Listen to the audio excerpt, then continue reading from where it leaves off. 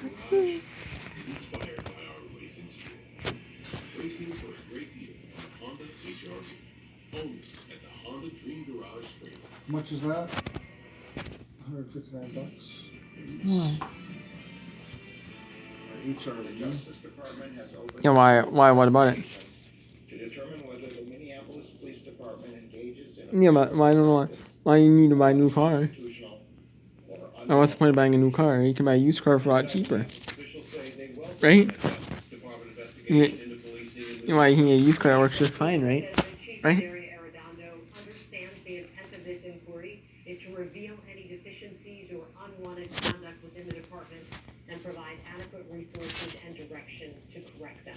However, problems with the NPD have been known for decades, with federal oversight of the department could force some big changes to how NPD is operated and perhaps be an example for other departments to follow. But as Tom Wyden of the Fox 9 Investigators reports, these promises have been made many times before.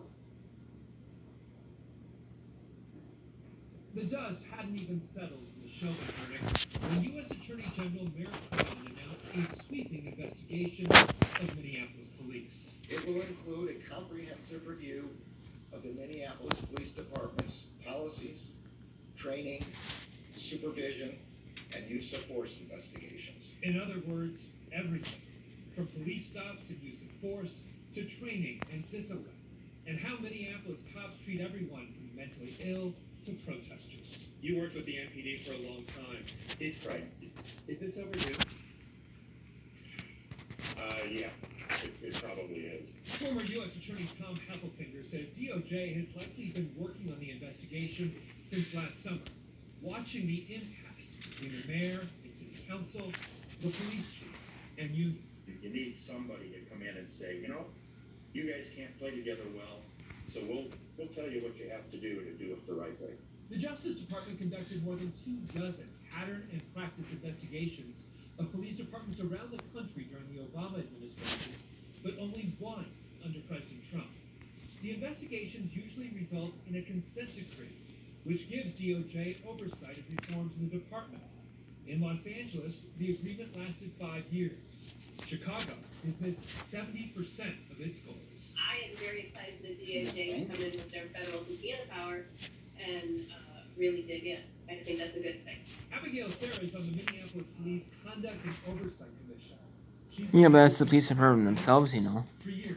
You know? I was appointed Dummy. to this commission by Dummy. city leadership, and I can't get any information. Every time I request data, there's a roadblock. She believes the Chauvin case simply crystallized what everyone's known.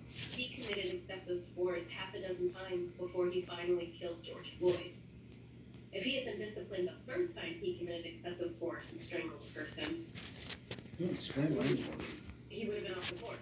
Or before, he could have before, didn't he? Before, though? And if that's the way all police officers in Minneapolis are trained to arrest people and to treat people who are protesting those arrests, then we might have a problem here, bigger than we think. In fact, 6 years ago, the Justice Department examined many of the same misconduct issues in what it called a diagnostic analysis of the MPD, looking at citizen complaints and discipline. But there was no follow-up. There's even a website devoted to 150 years of misconduct in the MPD, from the Plymouth riots in '67 to the killing of Tysel Nelson. And 30 years ago, it was Officer Mike Sorrow who beat Craig Michaud. A federal jury said the city maintained a custom of deliberate indifference to complaints of excessive force. It cost the city a record $1 million, a fraction of what the city has now paid to the families of George Floyd and Justine Gannon.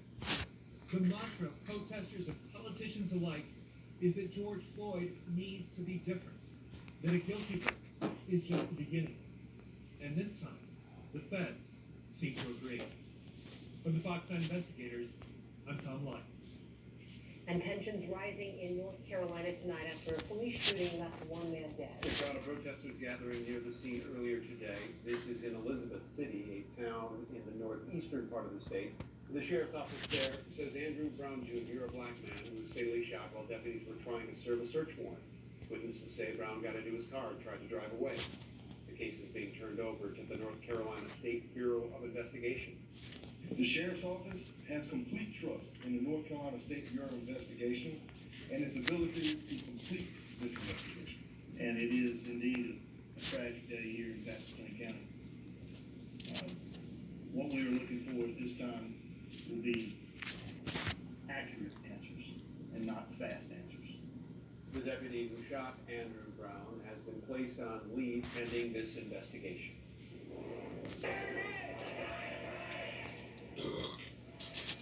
And hundreds of Ohio State University students gathering to protest the shooting death by police of a 16-year-old girl in Columbus, Ohio. Crowds walking the streets of the city demanding justice for Micaiah Bryant, the black teenage girl who was shot and killed by an officer yesterday. Officer body camera footage showing a Columbus officer fatally shooting Bryant during an altercation with two women. Police say that she had a knife at the time. This is a failure on part of our community. Some are guilty, but all of us are responsible. PCI will determine if the officer involved was wrong. And if he was, we will hold him accountable, as we have other officers who've committed wrongdoing, criminally, or in violation of policies and procedures of the Division of Police. The Ohio Bureau of Criminal Investigation is investigating this incident. It happened minutes before the verdict in the George Floyd murder, or in the Derek Chauvin murder trial, after that was read yesterday. And back here in Minneapolis, some business owners say that now that Derek Chauvin's trial has wrapped up, they're looking forward to a fresh start. Fox 9's Vinny Hicks is live in Minneapolis tonight with more on the effort to rebuild and welcome more people back to their neighborhood. Vinny? Well, Randy and Kelsey, hundreds of businesses were destroyed during protests after the death of George Floyd. And now that a verdict is out, one small business owner says she's looking forward to a new start. The first word that I felt, or the first emotion I felt, was relief. And I felt gratitude. Fatima says she watched her community along Lake Street suffer as small businesses